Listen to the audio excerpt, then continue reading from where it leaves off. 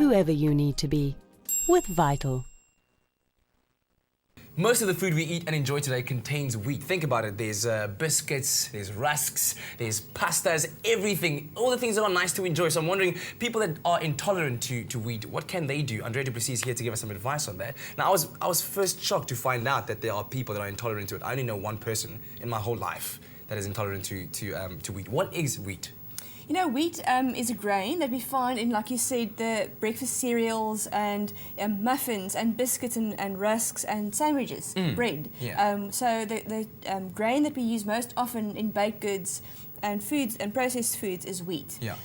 A very small percentage of the population are gluten intolerant. That's an allergy where the body cannot break down gluten, which is a component of wheat. Yes. And then over and above that, there are lots of people that are sensitive to wheat products. So if they eat them, they find that they suffer a bit with bloating, abdominal discomfort, etc. So there's a difference between wheat intolerance and having a wheat allergy? Or a wheat intolerance and being sensitive to it. Oh, okay, Yes, yeah. yes. So what exactly does wheat do in one's body? Look, wheat is a very nutritious grain, so it's a rich source of carbohydrates, fiber, minerals and proteins. But it's quite hard for the digestive system to break it down. Yes. So people that find they are a bit sensitive to wheat products or allergic or whatever, do look for wheat-free alternatives. Okay. And I think we've introduced the rice cakes and the corn cakes before, and people Yes. say, you know what can I eat other than that?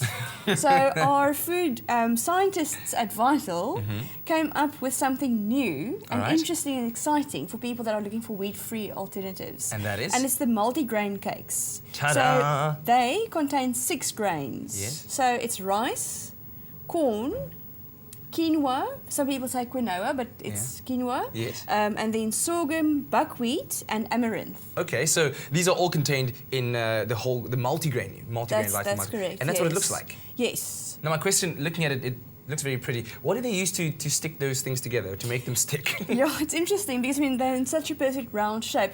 What they do when they make these, there are no binding ingredients sticking them together. So we don't use glue to stick the grains together. Vital super glue. No. What they do is they take all the grains, dip them in water. So they cover it in a thin layer of moisture. And grains are Yes. then put in the little pans that they make the cakes in and heat it. So with extreme heat, the grains puff or pop or whatever, and because of the moisture around the outside, they stick together. It makes a sticky sort of substance. Yes. So that is pure grains. There's no additives, preservatives, colorants, stabilizers, binders, or anything like that in there. No salt, no sugar.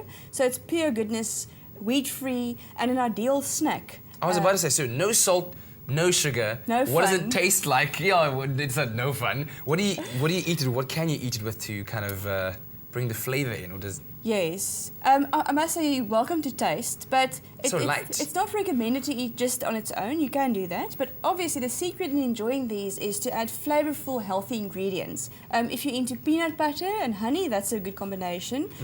Low-fat cottage cheese with honey is also a nice sweet treat for those that are watching their weight. The cheese and honey option sounds very, very nice. Yes, low-fat cottage cheese and honey. yeah. Yes. So this is an ideal snack to carry with you throughout the day.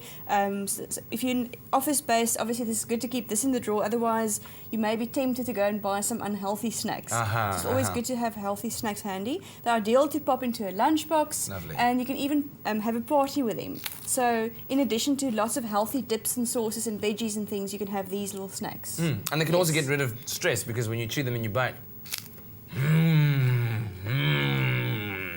But you got some popcorn there as well. Well, this was just to demonstrate somebody who is sensitive to wheat products aren't only restricted to rice cakes or corn cakes or these interesting multigrain cakes. They can also eat other corn or rice-based products. So popcorn is an ideal snack for them. That's why we've got these corn cakes that Vital makes, and that's why they taste like popcorn, because it is actually popcorn. Yes. And middies are wheat-free. Millie pup or maize meal porridge, the yellow or the rice, and the yellow they used to make polenta with. Okay. So polenta is another wheat-free food. And then obviously rice, we know is wheat-free, so that can be used in various dishes. All right. These days, they also go as far as making pasta with rice flour. Lovely. That's wheat-free. Yeah, well, thank you very much for all of that. And I think you've got a broad base of products you can choose from, or things you can choose from. If you want more information, you can, of course, go and ask Andrea on her Facebook page, Andrea WC Vital Expert. Now, I feel bad. Would you like one? Oh, thank you so much. Cheers. Thanks, Chips. Stay with eXpresso and SABC3.